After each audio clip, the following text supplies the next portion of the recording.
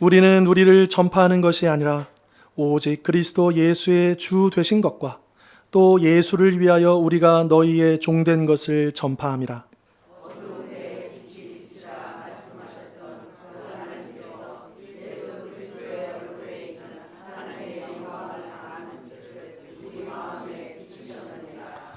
우리가 이 보배를 질그릇에 가졌으니 이는 심히 큰 능력은 하나님께 있고 우리에게 있지 아니함을 알게 하려 함이라.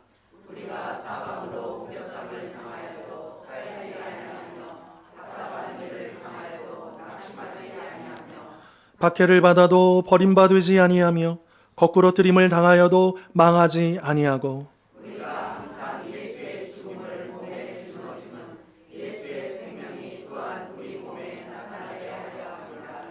우리 살아있는 자가 항상 예수를 위하여 죽음에 넘겨짐은 예수의 생명이 또한 우리 죽을 육체에 나타나게 하려 함이라. 우리 안에서 역사하고 생명은 너희 안에서 역사하느니라. 아멘. 오늘 설교를 시작하며 질문 한 가지를 드려보겠습니다. 만약에요, 여러분들이 값을 매길 수 없는 이 세상에 단 하나뿐인 그런 보물이 생긴다면 어디에 보관하시겠습니까? 진귀한 보물이 하나 생겼다. 어디에 보관하시겠습니까? 저 이제 그 이촌동 저기 용산공원 쪽에 가보면 이제 국립중앙박물관이 있잖아요. 거기 보면 이제 우리나라 국보들이 다 거기에 이제 많이 있죠. 근데 그 중에서도 저는 직접 못 본 것 같은데 거기 가보긴 했는데 그 조선 백자 중에 달항아리라고 불리는 그 보물이 하나 있습니다. 이게 그 하얀색, 굉장히 하얀색인데 옆에 이제 이렇게 볼록 튀어나와가지고 이제 그게 이제 원래 이름은 항아리가 아닌데 이제 사람들이 어려우니까 그냥 쉽게 부르려고 항아리 이렇게 부르는 그런 보물인데요. 그러니까 이게 보물이다 보니까 어때요? 이거를 그냥 뭐 창고에 그냥 들어오는 게 아니죠. 이제 이 보물을 어떻게 하냐면 온도도 습도도 아주 완벽하게 조절이 되는 특별한 유리벽 안에 거기에다 딱 모셔놓고 또 은은한 조명, 너무 센 조명도 안 돼요. 적당한 조명을 비추면서 더 이 보물이 더 보물처럼 보이도록 이렇게 그렇게 전시를 하고 보관을 하고 있다라고 하는 것이죠. 그러니까 이렇게 귀한 보물은 그에 걸맞는 가장 안전하고 화려한 그릇에 또 가장 완벽한 환경에 보관하는 것이 이 세상의 이치다라고 하는 것입니다. 자, 그런데 오늘 본문에서요, 사도 바울은 이러한 이 세상의 이치, 우리의 상식을 뛰어넘는 선언을 하고 있다라고 하는 것이죠. 온 우주에서 가장 귀한 보배로운 보물이죠. 창조주 하나님의 아들이시며 우리의 구원자이신 예수 그리스도라는 이 엄청난 보물을 하나님께서 어디에 담으셨다라고 말씀하고 있습니까? 네, 값비싼 그릇도 아니고 우아한 달 항아리도 아니고 바로 질그릇에 담으셨다라고 말씀하고 있습니다. 여기서 말하고 있는 질그릇, 이 성경시대, 이 당시 로마시대 때 이 질그릇은요, 아주 흔한 값싼 흙으로 만든 토기를 얘기합니다.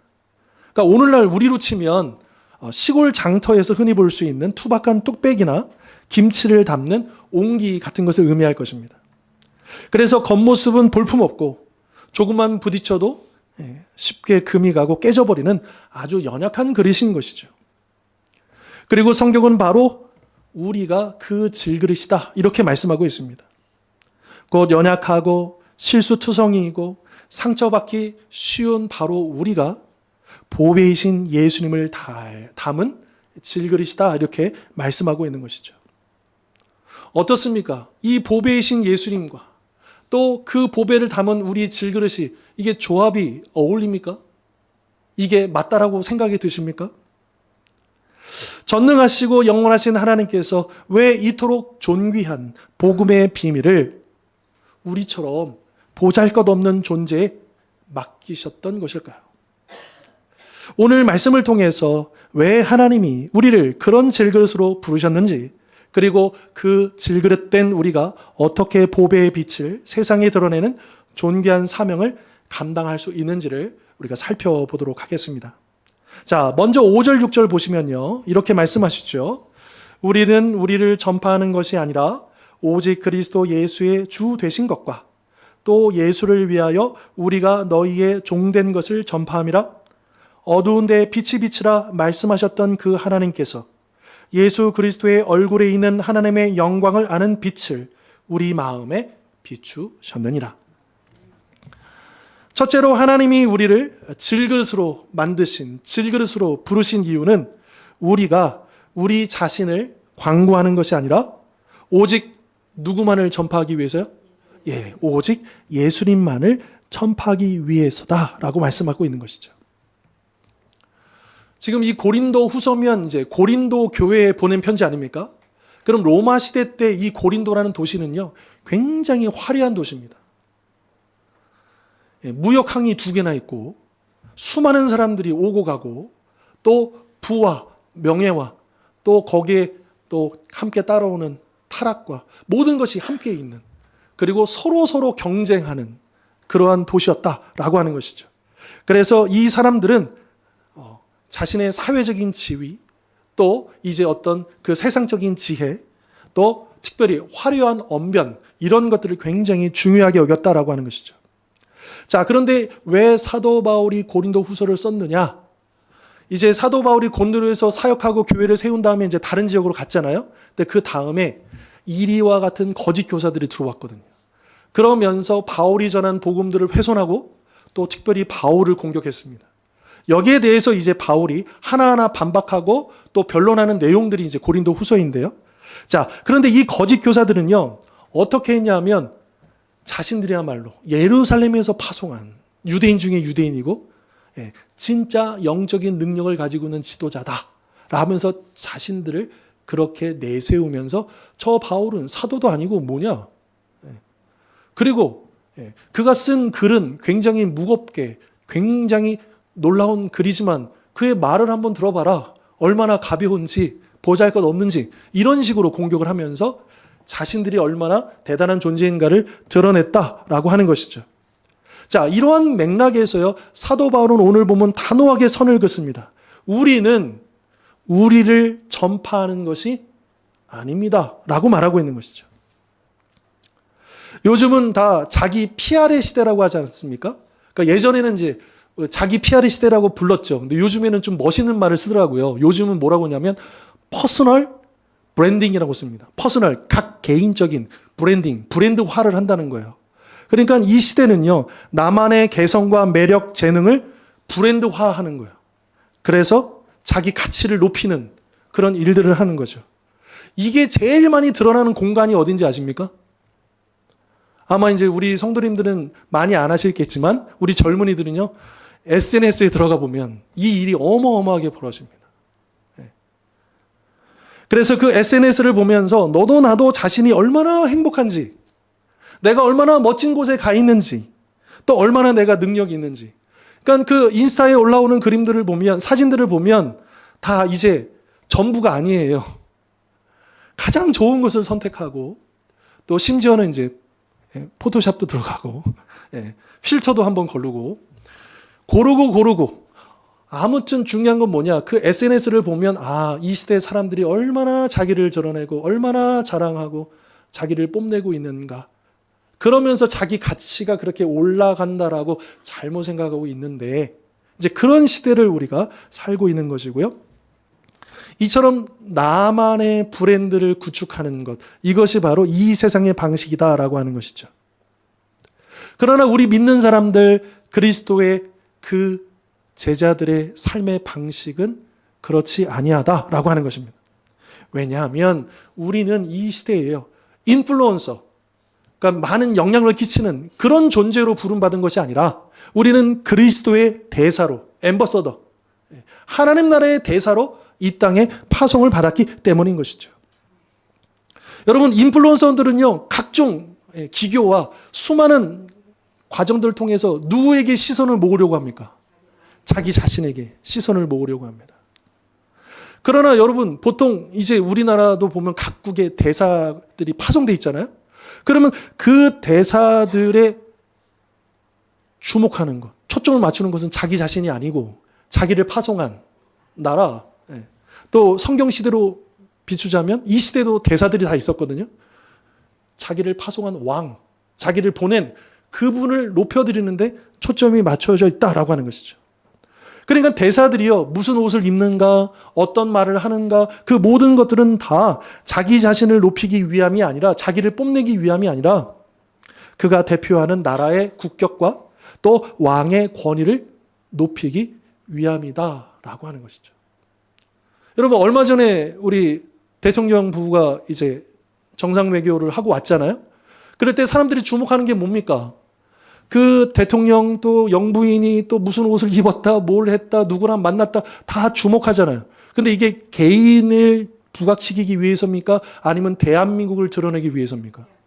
그렇죠. 바로 그 역할이라는 것입니다. 그렇다고 한다면 우리는요, 하나님 나라의 대사라고 했지 않습니까? 그렇다고 한다면 우리가 그러면 이 세상을 향해서 전해야 할 그 메시지의 핵심은 무엇일까? 사도 바울은 5절에서 이렇게 얘기하죠. 예수 그리스도께서 우리의 주님이십니다. 예수 그리스도가 주 되심을 전파하는 것.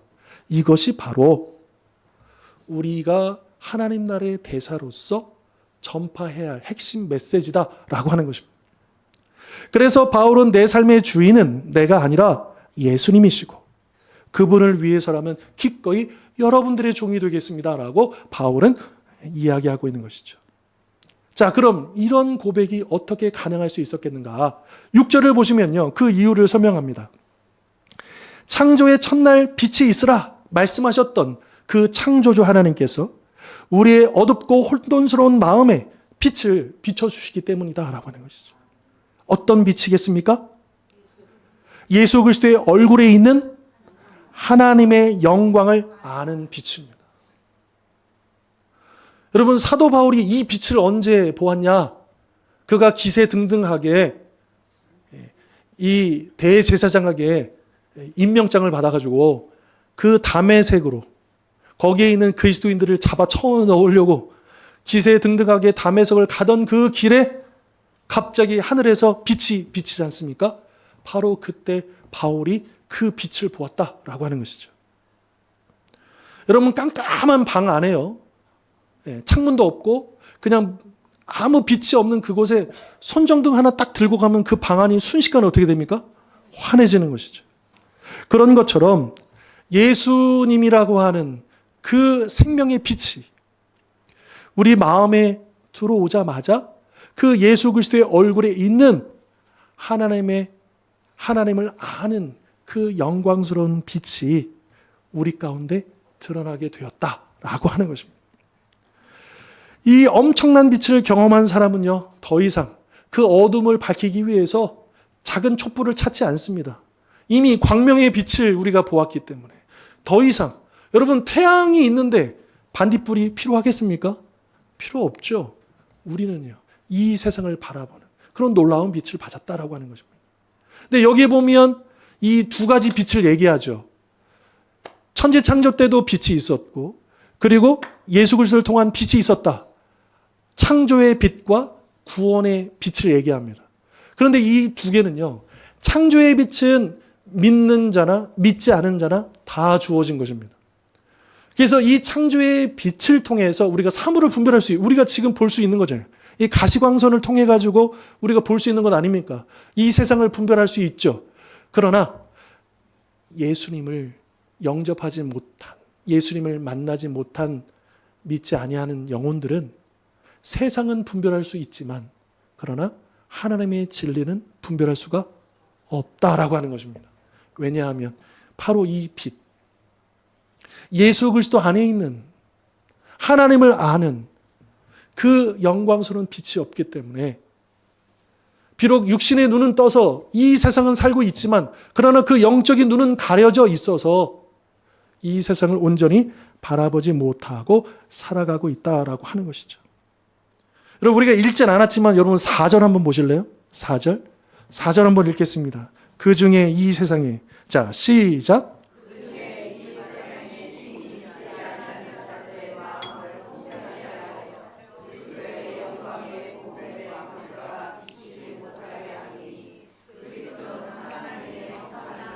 아멘.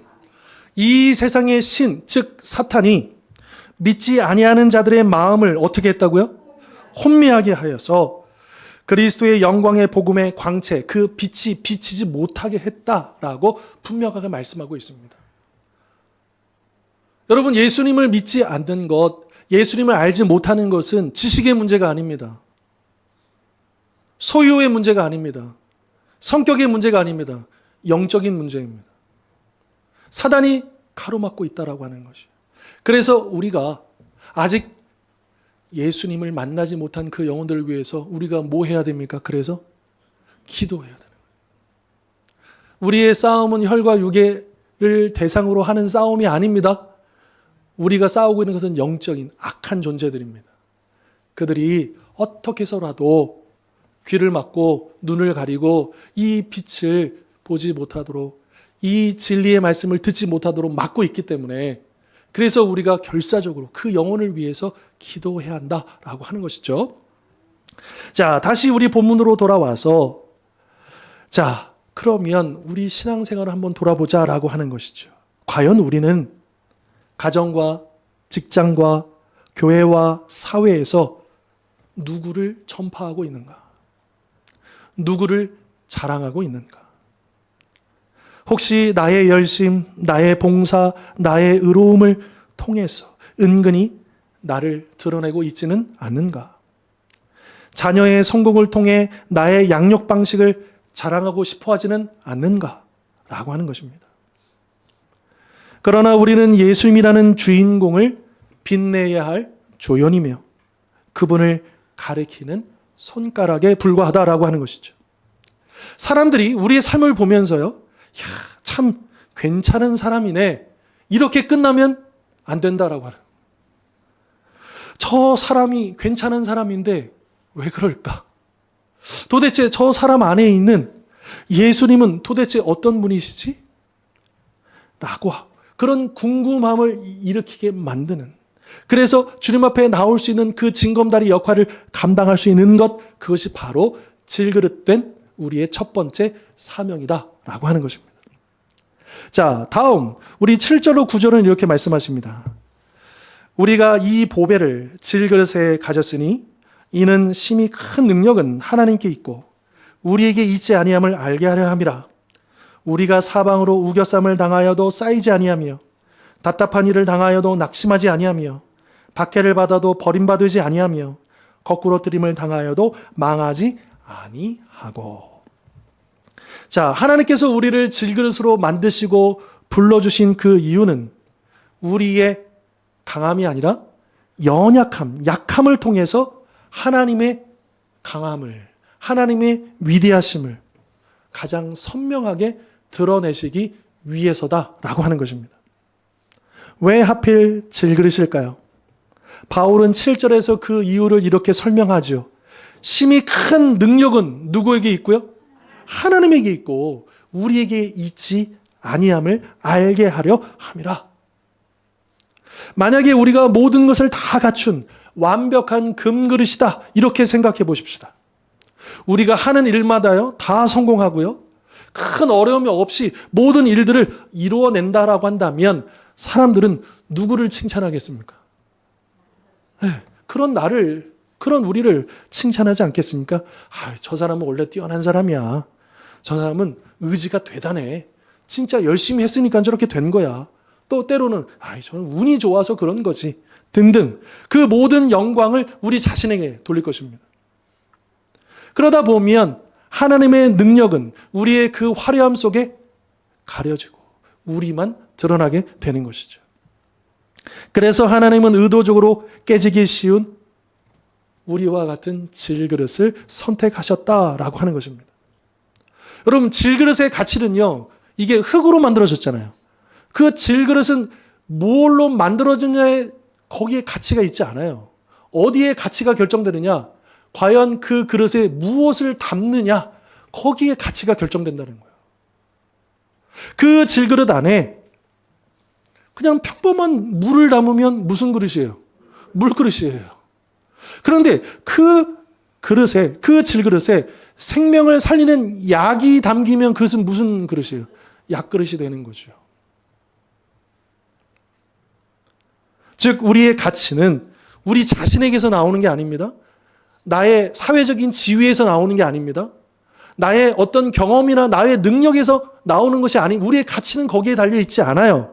과연 우리 안에, 우리 인생 안에, 우리 중심 안에 누가 계시는가? 예수 그리스도가 계시는가가 우리의 가치를 결정한다라고 하는 것입니다. 바로 이러한 질그릇의 연약함 때문에 역설적이게도 그 안에 담겨있는 보배의 능력은 더욱더 빛날 수밖에 없다라고 하는 것이죠. 바울은 8절 9절에서 이 역설을 네 가지로 또 극적인 대비를 통해서 보여주고 있습니다. 사방으로 우겨쌈을 당하여도 쌓이지 않는다. 사방에서 적들이 포위하고 좁혀와도 여러분 사방으로 갈 길이 없어요. 그런데 우리는 어디 있어요? 하늘이 있잖아요. 하늘이 열려 있다라고 하는 거예요. 답답한 일을 당하여도 뭐 하지 않는다? 낙심하지 않는데요. 우리 이럴 때 있죠. 길이 보이지 않아요. 막막해요. 절망적이에요. 그러나 소망이신 주님이 계시기 때문에 우리는 완전히 주저하지 않는다라고 하는 것이죠. 박해를 받아도 버림받지 않는다. 여러분 우리는 이 세상에서 그런 많은 어려움과 고난을 당하고요. 그리고 이 세상이 우리를 미워하고 외면해도 우리 하나님 아버지는 우리를 고아처럼 홀로 두지 아니하신다. 히브리서의 말씀처럼 내가 너희를 떠나지도 버리지도 아니하리라 약속해 주셨습니다. 거꾸로 뜨림을 당하여도 망하지 않는다. 이번에 실패했어. 이번에 사업 망했어. 이번에 주식 폭삭 망했어.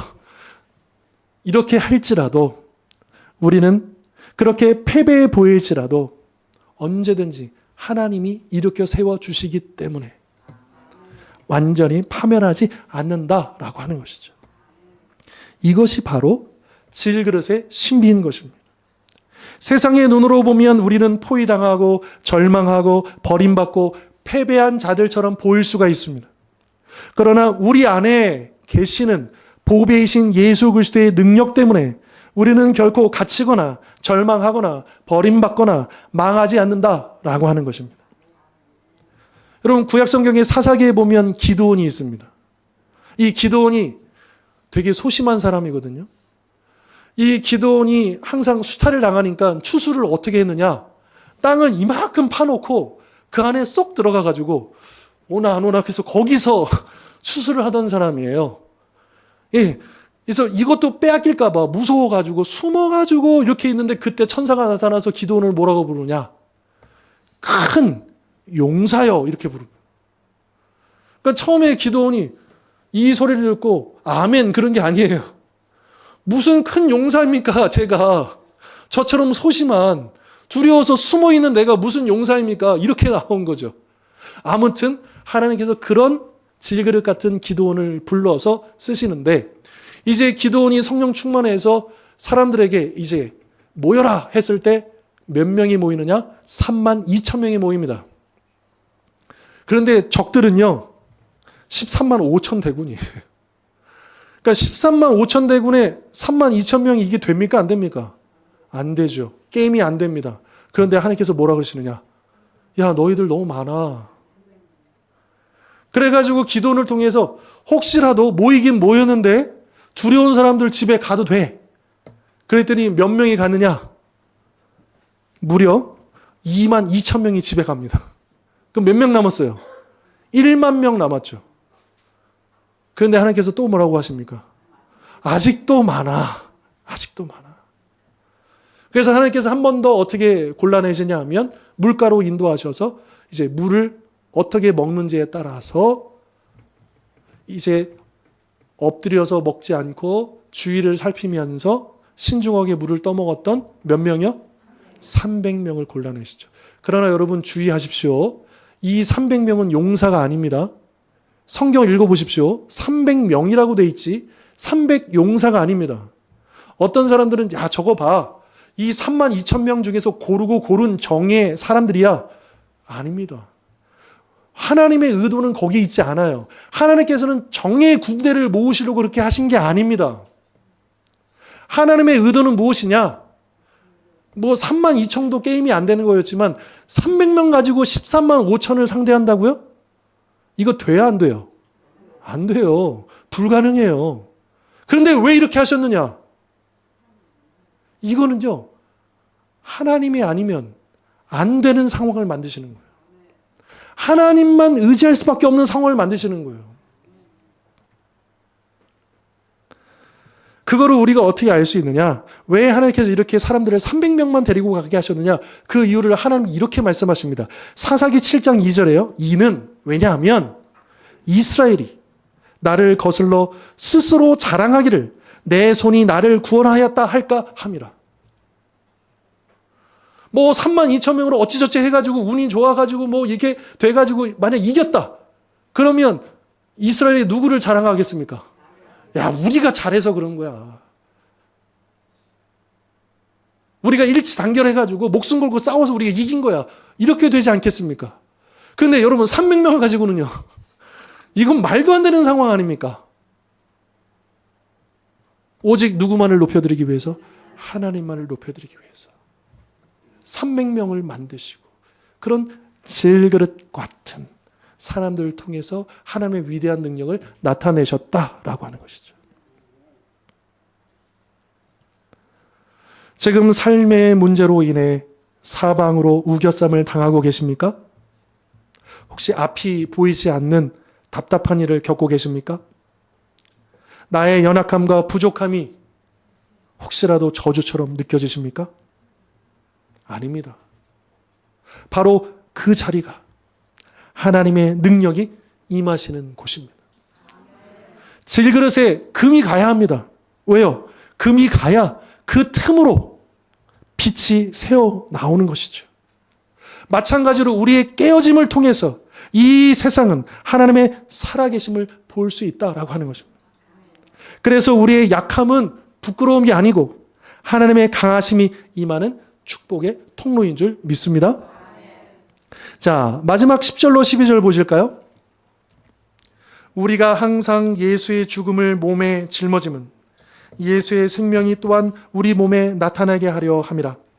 우리 살아있는 자가 항상 예수를 위하여 죽음에 넘겨짐은 예수의 생명이 또한 우리 죽을 육체에 나타나게 하려 함이라. 그런즉 사망은 우리 안에서 역사하고 생명은 너희 안에서 역사하느니라. 아멘. 자, 마지막 세 번째로 하나님께서 우리를 질그릇으로 만드신 이유, 질그릇으로 부르신 이유는 우리의 고난이 그 자체로 끝나지 아니하고 예수님의 생명을 다른 사람에게 전하는 거룩한 과정이 되게 하시기 위해서다라고 말씀하십니다. 여기서 바울은 우리의 고난을 무엇이라고 표현하고 있냐면 예수의 죽음을 몸에 짊어지는 것이다. 우리의 고난을 그렇게 표현하고 있어요. 그런데 이게요, 비유가 아니에요. 바울의 삶을 보십시다. 바울이 정말 그렇게 살았어요. 40에 하나 감한매를 5번이나 맞고 도적의 위험과 강의 위험과 그 배고픔과 멸시와 시기와 수많은 그 고난 가운데 있지 않았습니까? 왜요? 예수님 때문에. 그럼 우리는 어떻습니까? 지금 우리도 마찬가지 아닙니까? 우리도 이 믿음을 지키기 위해서, 우리가 주님께서 가라고 하신 그 길을 가기 위해서 우리가 짊어져야 할 예수 그리스도의 죽음이 우리 안에도 있는 거잖아요. 그러니까 이것은 비유가 아니고 진짜 우리의 리얼이에요. 우리의 삶 속에서 경험되는 진짜 우리의 모습이다라고 하는 것이죠. 나의 교만이 꺾이는 그 순간, 용서할 수 없는 그 사람을 사랑하기로 결단하는 그 순간, 세상의 안락함 대신 주님의 길을 택하는 그 순간, 우리는 예수의 죽음을 우리의 몸에 짊어지는 것이다 라고 하는 것입니다. 그런데 더 놀라운 것은 우리가 예수의 죽음을 짊어질 때 오히려 우리를 통해 누구의 생명이 나타난다고요? 예수의 생명이에요. 아니, 우리가 죽음을 짊어졌는데 어떻게 생명이 나타나느냐? 그 원리가 어디 있어요? 십자가 있잖아요.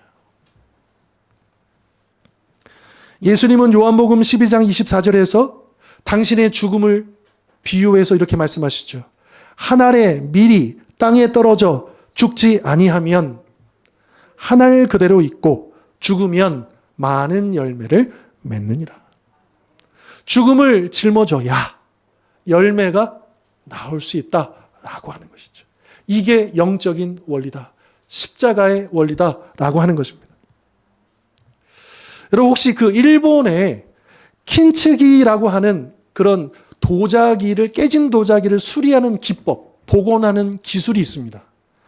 저도 이제 말씀 준비하면서 처음 저도 알게 됐는데요. 이게 뭐냐면 간단히 얘기해서 이런 거예요. 막 도자기가 어디가 막 깨졌잖아요. 그러면 그 깨진 조각들을 최선을 다해서 이제 자리에 붙여놓고 이제 오칠을 이렇게 하는 거예요. 그런데 여러분 이게 깨진 게요. 아무리 잘 붙여도 이게 틈이 생겨요, 안 생겨요? 아무리 잘 이렇게 붙여놔도 그 틈이 이렇게 생길 거 아닙니까? 그러니까 금 가 있는 게 그대로 보이겠죠. 막 붙여놨어도. 근데 그 틈 사이로 금가루를 입히는 거예요. 그래서 그 오칠로 최대한 그 조각조각들을 붙여놓고 그 보이는 틈에다가 금가루를 메꿔가지고. 그러니까 이게 깨진 도자기인데 볼품없어 보이는 도자기인데 오히려 더 값이 나가는. 그러니까 단순히 수리하는 정도가 아니고 재창조되어지는 그런 복원 기술이 그런 거라고 하더라고요. 마찬가지로 우리도 질그릇 같은, 그래서 수도 없이 깨지고 조각이 나잖아요. 그렇지 않습니까? 그런데 그 깨졌던 그 상처의 흔적이, 그 금빛이 우리의 삶 속에 예수 그리스도라고 하는 그 은혜와 사랑의 금가루를 입히게 되면 분명히 깨진 거지만, 조각이 난 거지만 우리의 질그릇은요 훨씬 더 빛이 나고 훨씬 더 가치가 있어진다라고 하는 것입니다. 내가 겪었던 실패의 경험은 똑같은 실패로 좌절하는 다른 사람들을 일으켜 세우는 위로와 지혜가 됩니다. 내가 흘렸던 눈물은 상처받은 영혼을 감싸주는 따뜻한 강물이 된다라고 하는 것이죠. 헨리 나우엔 신부님, 성공의 신부님이니까 우리 기독교 목사님하고 똑같은 분이에요. 이미 돌아가셨지만 이분은 여러 책을 썼는데 제가 20대 때 읽었던 책 중에 상처 입은 치유자라는 책을 쓰셨거든요. 이분은 하버드 대학의 교수셨어요. 엘리트죠. 그런데 그 모든 자리를 다 내려놓고 그 정신 지체가 있는 그들을 수용한 그 공동체에 아무 보수도 없이 아무 자리도 없이 그냥 들어가서 여생을 거기서 사셨어요. 그런데 거기서 자기는 엘리트잖아요. 자기는 많은 어떤 사회적인 그런 위치에 있었던 사람이잖아요. 그런데 그냥 자연인으로 돌아가서 그들과 어울리면서 사는데 놀라운 것은 그들 속에서 그들 한 사람 한 사람, 우리가 봤을 때는 정신지체니까 뭐 제대로 하는 게 있겠습니까? 근데 거기서 놀라운 하나님의 은혜를 경험하고 하나님의 그 사랑을 경험하면서 그분이 수많은 책들을 씁니다. 근데 상처 있는 치유자가 뭐냐면 치유자인데 무슨 치유자예요? 상처가 있는 치유자예요. 저는 그 책을 그 당시에 그렇게 읽었어요. 아, 하나님께서 나를 통해서 누군가를 치유하시고 또 나를 통해서 누군가를 주님께로 인도하시고 또 누군가를 위로하기 원하시는데, 그런데 그 당시에 저희 20대 때 저의 자아상은 어땠느냐? 나 같은 사람이 뭐 나같이 어려운 형편에 또 보잘것없는 삶에 특별한 능력이 없어 보이는 나 같은 인생이 뭐 어떻게 하나님께 쓰임받을 수 있을까라고 생각했을 때, 또 사춘기 때 청소년 시절 때 수많은 상처와 아픔이 있었던 저 자신을 돌아볼 때 참 자신감이 없었거든요. 그런데 그 책을 읽으면서 하나님께서 저에게 그렇게 말씀해 주신 거예요. 그래서 내가 너를 선택한 거야. 너가 특별해서가 아니고 너가 능력이 많아서가 아니고 너가 상처가 있기 때문에, 너가 깨어져 본 사람이기 때문에 내가 너를 선택한 거야. 참 은혜를 많이 받았어요. 그 책을 읽으면서. 그러면서 하나님 앞에 그렇게 기도했죠. 하나님, 그런 저를 사용해 주십시오. 저를 통해서 또 다른 누군가가 위로를 받고 치유가 되고 주께로 돌아오는 그 일들을 감당할 수 있는, 그렇게 제가 주님을 위해서 살겠습니다. 그렇게 주님 앞에 고백했는데 여기까지 인도하시는 거예요. 바울은 12절에서 이런 이야기를 하죠. 그런즉 사망은 우리 안에서 역사하고 생명은 너희 안에서 역사하느니라. 여러분, 바울이 이 고린도 교회 성도들을 위해서 그 사망은 자기가 다 짊어졌을 때, 그리고 사울의 그 연약함과 그 모든 것들이 드러났을 때, 그러나 생명은 그 고린도 교회 성도들 안에, 교회 안에 드러났다라고 하는 것을 이야기하고 있다라고 하는 것이죠. 내가 복음을 위하여 고난받고 나의 교만이 꺾이며 기꺼이 희생을 감당할 때 우리 가족과 지체와 이웃이 예수의 생명을 얻게 된다라고 하는 것입니다. 나의 죽음이 다른 사람의 생명을 위한 걸음이 된다라고 하는 것이죠. 이 얼마나 놀랍고 영광스러운 사명입니까?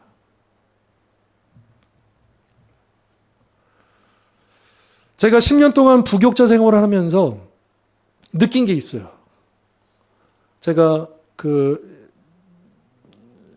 신대원을 졸업하고 전임 사역을 할 때 하나, 둘, 세 개 공동체를 제가 청년부를 담당했었거든요. 근데 제가 갔던 청년부마다 특징이 있었어요. 제가 부임할 때 가는 그 청년부마다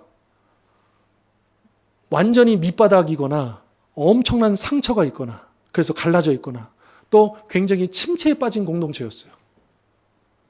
그래서 가가지고 거기서 정말 힘겨운 시간들을 보내게 하셨어요. 근데 다른 방법이 없어요. 여러분, 하나님의 회복과 이것들은 기교가 필요 없습니다. 그냥 그 청년들을 붙들고 일주일에 월, 화, 수, 목, 금이면 월요일날 쉬는 날을 빼고 화, 수, 목, 금, 토까지 매일매일 제자훈련하는 거예요. 보통 제자훈련 일주일에 한 번 하면 되거든요. 그래서 다 모여. 그런데 제가 생각해 보니까 하루에 하면 못 오는 친구들 있잖아요. 그래서 생각을 바꿨어요. 그래, 화요일, 수요일, 목요일, 금요일 내가 다 열어줄게. 그러니까 핑계 댈 수 없지? 다 와. 그래서 매일매일 그렇게 제자훈련했어요. 밤에 이제 저희 아이들 어릴 때인데 제가 집에 없잖아요. 매일. 미안하죠. 아내에게도 미안하고 아이들한테 미안한데. 근데 그렇게 했어요. 1년, 2년을. 그러니까 살아나는 거예요. 그래서 이제 뭔가 하지. 그러면 하나님께 찍고 옮기세요. 그리고 이제 거기 또 뭐 하면 또 이렇게 옮기세요. 그래서 그런 생각을 한 적이, 왜 하나님 제가 심었으면 좀 이렇게 열매도 좀 맛보고 이렇게 했으면 좋겠는데 이렇게 한 다음에 싫고 고생했는데 가서 또 다시 하라는 거 또 하면 또 옮기고 또. 그런데 거두게 하시는 분도 뿌리게 하신 분도 하나님이시고 거두게 하시는 분도 하나님이시고 자라게 하시는 분도 하나님이시니까 어떤 여건을 해도 상관이 없죠.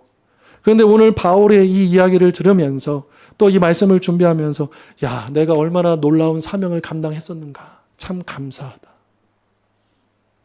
내가 그 시간에 그 자리에서 그렇게 주의 말씀에 순종해서 나를 죽이고 내 시간을 내어드리고 나를 위해서 가져 주님을 위해서 그 영혼 구원을 위해서 그 청년들의 회복을 위해서 눈물로 기도하고 외치고 또 그들과 함께 나아갔을 때 하나님이 치유하시고 회복하시고 일으켜 세우시는 것들을 보았다라고 하는 것이죠.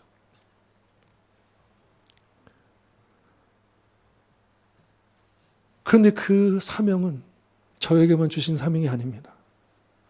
우리 모든 성도님들 한 분 한 분마다 다 그렇게 주신 사명인 줄 믿습니다. 그래서 여러분들이 그 가정에 세우시는 거예요. 제가 누누이 강조합니다. 여러분, 그 가정에서 혼자 믿고 계시는 게 아니에요. 먼저 믿고 계시는 거예요. 먼저 믿고 계시는 거예요. 혼자 믿는 거 아니에요. 먼저 믿는다라고 한다면 이제 곧 믿게 된다는 거예요. 다른 가족들도 그 믿음을 가지시길 바랍니다. 왜 하나님 나에게는 이런 환경에 두시고 왜 나 혼자 믿게 하시고 왜 이렇게 어렵게 하시고 왜 내 인생은 조금 더 빛이 나게 안 하시고 내가 주의 일을 하려고 하면 조금 재정도 좀 풍부해야 될 것 같고 건강도 받쳐줘야 될 것 같고 뭔가 더 있어야 될 것 같은데 왜 내 인생은 왜 이렇지? 이런 생각 드실 때가 있잖아요. 저도 그랬다니까요.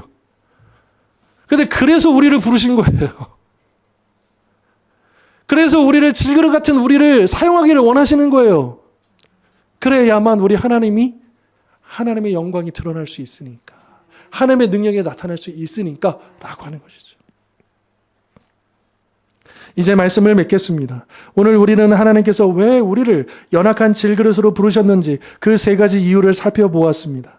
첫째는 우리 자신이 아니라 오직 예수 그리스도를 전하기 위해서고, 둘째는 우리 연약함을 통해 하나님의 위대한 능력을 나타내기 위해서고, 그리고 셋째는 우리의 고난과 깨어짐으로 예수의 생명을 다른 이들에게 전하기 위해서였습니다. 혹시 지금 거울 앞에 선 자신의 모습을 보며 낙심하고 계십니까? 다른 사람의 화려한 금그릇과 나의 투박한 질그릇을 비교하며 좌절하고 있으십니까? 나 같은 사람이 뭘 할 수 있겠어? 라며 스스로를 한심하게 여기고 계시지는 않습니까? 이제 그 시선을 돌려 내 안에 담긴 보배이신 그리스도를 바라보시기를 바랍니다. 우리 안에는 천지를 창조하신 하나님의 능력, 십자가에서 죽으시고 부활하신 예수 그리스도의 생명이 담겨 있기 때문입니다. 그래서 우리는 보잘것없는 질그릇이 아니라 이 세상에 감당할 수 없는 보배를 담은 존귀한 그릇인 줄 믿습니다. 그러므로 더 이상 나의 연약함을 숨기거나 상처를 부끄러워하기보다 오히려 그 연약함과 상처를 통해 일하실 하나님을 기대하실 수 있기를 바랍니다. 특별히 이번 한 주간 각자의 삶의 자리에서 이렇게 기도하면 좋을 것 같습니다. 내 힘으로 어찌할 수 없는 문제 앞에 섰을 때, 주님, 저는 연약한 질그릇입니다. 이 연약함을 통해 주님의 능력을 보여주시옵소서. 나를 자랑하고 싶은 유혹이 찾아올 때, 주님, 이 영광은 주님의 것입니다. 저를 통해 오직 예수님만 드러나게 하여 주옵소서. 이해할 수 없는 고난으로 마음이 무너질 때, 주님, 이 죽음의 시간을 통해 다른 영혼을 살리는 생명의 역사가 일어나게 하여 주시옵소서. 그렇게 기도하며 믿음으로 살아갈 때 보배를 담은 질그릇이라는 정체성을 가지고 삶의 모든 순간을 통해 하나님의 능력을 드러내며 예수의 생명을 흘려보내는 축복의 통로로 쓰임받는 우리 모든 성도님들 되실 수 있기를 주님의 이름으로 축원합니다. 기도하겠습니다.